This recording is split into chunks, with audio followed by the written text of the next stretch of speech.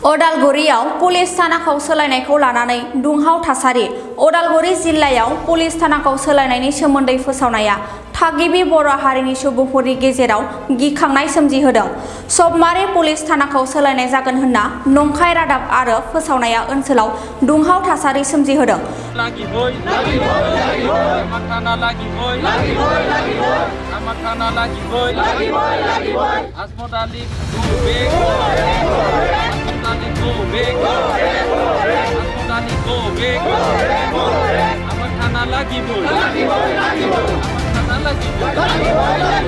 नैरोजा 2008 मायथाइयाव दरं उदालगुरि हारियारि दाङाबाजिनि उनाव 2012 मायथाइयाव सबमारियाव बे पुलिस थानाखौ गायसननाय जादोंमोन। बे पस्टखौ गायसननायनि उनावसो दाङाबाजिजों भुगिनांनाय गोबां ट्राइबेल नखरफोरा गाव गावनि गामिसिम थांफिननो हादों। पुलिस थानानि नुजाथियाव ओनसोलाव रैखाथिनि मोन्दांथिखौ बांहोदों। बावैसो सिगां सरकारा सबमारि पुलिस थानाखौ आबुं पुलिस थानासिम फोजौखांनो थाखाय हाबाफारिखौ जागायदों। बेनि मददाव जायगानि सुबुं माहारिया गोबां मेल मिथिंबो खुंबोदों। नाथाय माखासे पुलिस आफादफोरनि सायाव पुलिस थाना फसंनायनि हेंथायै फोसावदिंनायनि अजद होनाय जादों। बे फोसावथाया थागिबि बर' हारिसाफोरनि गेजेराव गिखांनाय सोमजिहोदों।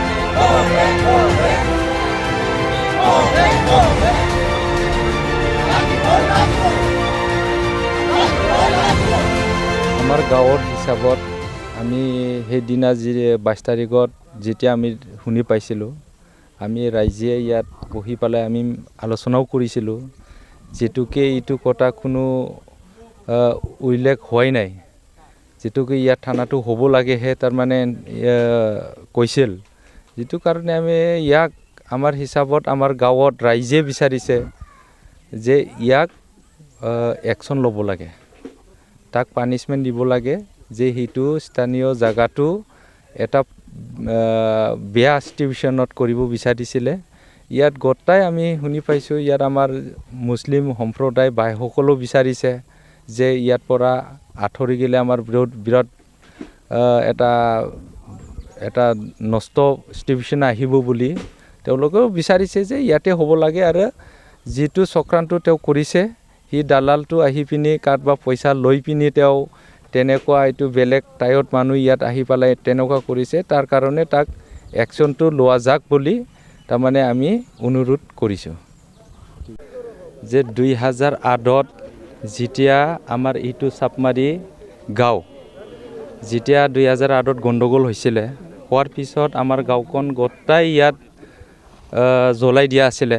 জ্বলাই দিয়াৰ পিছত আমি ওচৰত জলপুখুৰী গাঁৱত তাতে আমি ৰিলিফ কেম্প বনাই আমি 4 বছৰ থাকিব লগা হৈছে। তাৰপিছত আমি ইয়াত 2012ত আমি ইয়াত আউটপোষ্ট পাবলৈ সক্ষম হৈছোঁ। সক্ষম হোৱাৰ পিছত আমি এটা অনুভৱ কৰা হৈছে যে আমি চাপমাৰি গাঁৱে গোটাই ৰাইজে আৰু আমাৰ মোহনপুৰ, খাইজামাটি, যিখিনি আমাৰ ওচৰত যিমানখিনি বৰছিলাজাৰ মৌজাত পৰা ওচৰা পাছৰা আমি বৰ্ডাৰখিনি মানুহে ইয়াত আহি পেলাই আমি এখন আউটপোষ্টখন ইয়াত আমি ৰাইজে কাম কাজ কৰি থৰজা বেৰা বান্ধি দি পেলাই আজি 8 তাৰিখলৈ আহিছোঁ। তাৰপিছত আমি আউটপোষ্ট অহাৰ পিছত আমি এটা অনুভৱ কৰিছোঁ যে আমি ইয়াত পূৰা কনফিডেন্সত আমি শান্তি উপভোগ কৰিবলৈ পাইছোঁ বা সুৰক্ষা পাইছোঁ। সেইটোৱে ক'ব বিচাৰোঁ যে সেইদিনা 22 তাৰিখত কোনোবা এজন দালালি ইয়াত সোমাই গৈছে, মানে তেওঁ মানুহ ইয়াত নহয়, তাৰ নামটো আজমত আলী বুলি আমি শুনি পাইছোঁ। মেইন কথা হ'ল ইয়াত আজি তাৰিখত আমি শুনিবলৈ পাইছোঁ যে চাপমাৰি আউটপোষ্টটো এতিয়া ফুল প্ৰেজেণ্ট টানা হ'ব বুলি আমি পাই পিনে আকৌ আমি আনন্দিত। আমি গোটেই ৰাইজে আমি টোটেলি আমি বহুত আনন্দিত যে ইয়াত আজি তাৰিখত ফুল প্ৰেজেণ্ট থানা হ'বলৈ গৈ আছে। সেইটো কাৰণে আমি খুব আনন্দিত আছিলোঁ। কিন্তু হঠাতে ইয়াত আহি পিনি কোনোবা দালাল আজমত আলীয়ে সোমাই পিনি ইয়াত সেইটো চক্ৰান্ত লগাইছে যে ইয়াত থানা ইয়াত পৰা আঁতৰলৈ যায় ক'ত বা ভালুকমাৰি দিব বিচাৰিছে, যাত নেকি ইয়াত কোনো দৰকাৰেই নাই আৰু ইয়াত কোনো দিনো উল্লেখো হোৱা নাই যে থানাই চাপমাৰি বাসিন্দা বা আমাৰ খাইজামাটি মোহনপুৰ এৰিয়াত যিমানখিনি আমাৰ ইয়াত স্থানীয় মানুহ আছে সেইটোতো কেতিয়াও ভাবা নাই যে আমি ইয়াত পৰা দিম বুলি। আমি ভাবাও নাই যে আমি সেইটো পোৱাৰ পিছত কিমান শান্তি পাইছোঁ। দিনে ৰাতি কিমান ইয়াৰ গৰু ছাগলী, কিমান ধান, কিমান আমাৰ ইয়াত অত্যাচাৰ আছিল। দিন দুপৰীয়া ইয়াত চুৰ আছিলে, সেইবিলাক চব নাইকিয়া হৈ গ'ল 2012ৰ পিছত, থানা হোৱাৰ পিছত। এইবোৰ আমি কেনেকা এইটো থানাটো ইয়াত নহ'ব বুলি আমি কেনেকা ক'ব পাৰে। আমাক ইয়াত থানাটো লাগিবই। আমাৰ 100% ইয়াত চাপমাৰি ৰাইজে ইয়াৰ ৰাইজৰ মাটি 6 বিঘা মাটি আমি থানাত দি পেলাই আমি থানা বনাই দিছোঁ এখন। এই থানাৰ কাৰণে আমি আজি তাৰিখত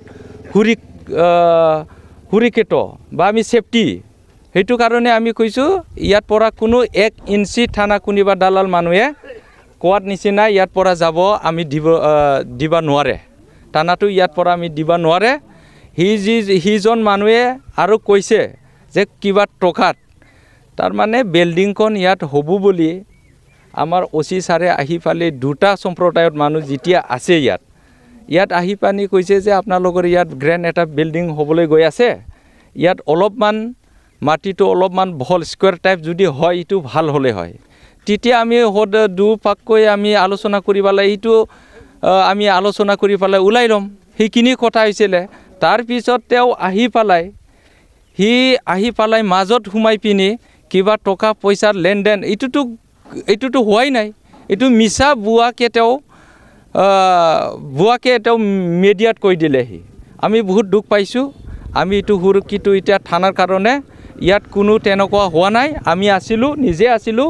সেইটো কাৰণে মই মুখ্যমন্ত্ৰীলৈ মই এটাই আহ্বান যে আমি 2008ৰ আগত যিমানখিনি কষ্ট আমি পাইছোঁ বা 2008ত গণ্ডগোল আমি ইমানকৈ কষ্ট পাইছোঁ, আমি খিলঞ্জীয়া হয় আমাক এই থানাখন এই চাপমাৰি জাগাতে আমাৰ ইয়াত হ'ব লাগে।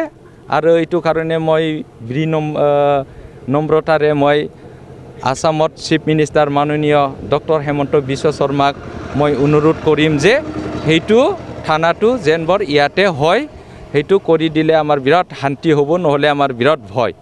সেইটোৱে মই ছাৰক আহ্বান জনাইছোঁ। টকা বিচৰা বুলি অভিযোগ কৰিছে মিডিয়াত এজন NDMC নেতা, এই ক্ষেত্ৰত কি ক'ব আপোনালোকে? এইটো একদম মিছা।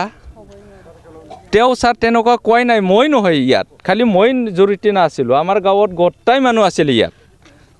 ছাৰটো তেনেকুৱা কোৱাই নাই। এইটো মিছা বাতৰি।